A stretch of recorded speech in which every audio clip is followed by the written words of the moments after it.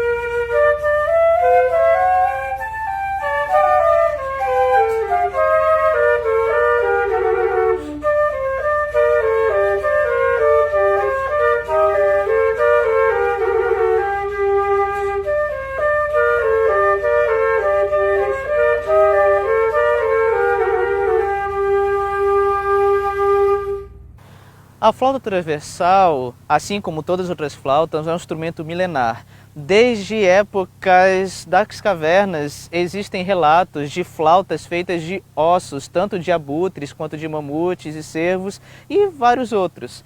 Mas uma coisa interessante é perguntar: tem a flauta transversal, tem a flauta doce, tem vários tipos de flauta. Porém, em épocas passadas, as flautas elas não eram desse formato em si. Elas eram em vários formatos. Tanto é que a ocarina, um instrumento muito popular no Oriente, naquela época passada também era chamada de flauta. E a partir dessas ocarinas que se originou o que nós chamamos hoje de apito. Não tem aqueles apitos de árvore de futebol? Pois é, esse é um instrumento que era da família da flauta há épocas passadas. Essa flauta que nós temos hoje em dia é uma flauta bem moderna, que já foi feita já no século XIX depois de Cristo, século XIX atual no caso. Já no século XIX pelo Bohème. Porém, no período barroco, a flauta transversal, tanto a flauta doce, transitavam nas orquestras e também em todas as músicas daquele período.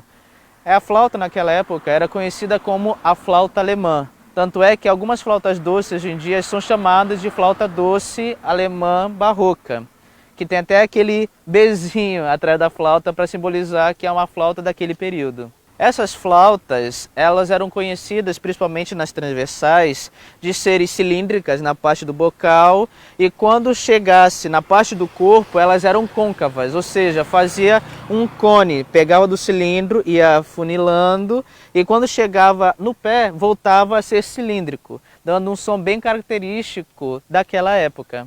Algo também interessante da flauta daquela época é que, diferente da de hoje, que tem várias chaves, no período barroco a flauta ela só tinha uma chave, que era a chave que ficava exatamente aqui, que servia para dar o cromatismo de Ré para Ré sustenido, que era uma inovação enorme para as flautas no período barroco. E essa inovadora mudança foi graças ao flautista e compositor Jacques Ruteter, também conhecido como o Romano, pois em seus primeiros períodos de estudo para a flauta transversal e o conhecimento musical, ele estudava em Roma. E logo depois, quando se desenvolveu, ele ficou muito conhecido pelo rei francês daquela época e se tornou o flautista principal da França nesse período de 1707.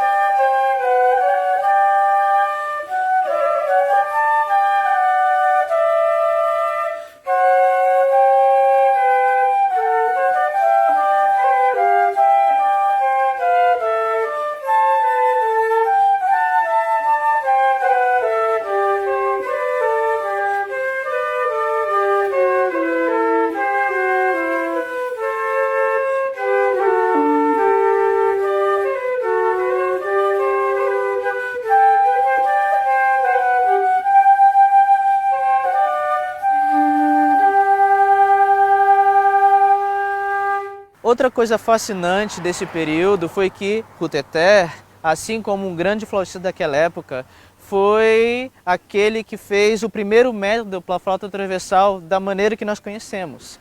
O método dele é chamado de Princípios para a Flauta Transversal ou Flauta Alemã, Flauta Doce ou Flauta Suave ou Oboé, que foi datado de 1707 e foi uma obra muito importante para a flauta transversal naquele período, pois através daquele método vários flautistas foram sendo ensinados a como tocar e também a como ter um belíssimo som na flauta transversal.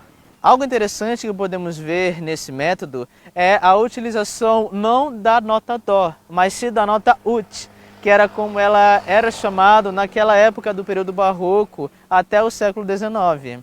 E outra coisa também muito interessante é que a flauta transversal não pegava a nota Dó. Como eu disse na curiosidade passada, uma das grandes inovações foi a única chave no pé que era para fazer o Ré para Ré sustenido. Mas por que logo a nota Ré? É porque a nota Ré era a nota que a flauta era afinada. Toda a flauta naquela época era afinada na escala de Ré maior, que é Ré, Mi, Fá sustenido, Sol, Lá, Si, Dó sustenido, que naquela época era Ut, e voltando para o Ré. A flauta conseguia abranger 2 oitavas e mais algumas 6 notas complementares, quase complementando 3 oitavas.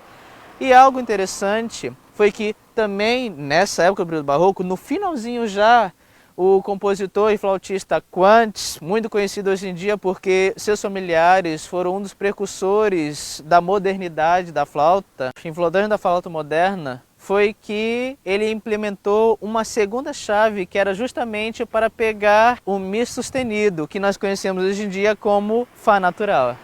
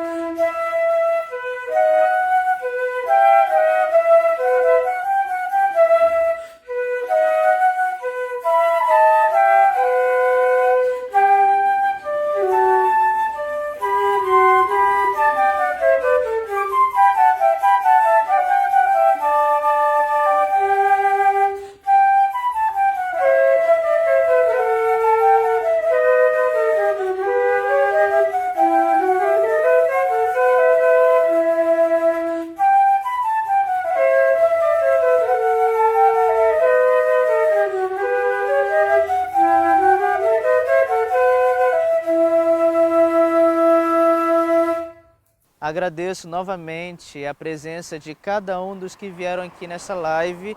E para vocês que ainda não se inscreveram no meu canal, por favor, se inscrevam e ativem o sino para não ficar por fora das novidades que vão acontecer. E também das outras lives, que ainda tem 2 por vir. Uma nesse próximo domingo agora e a outra ainda no domingo que vem.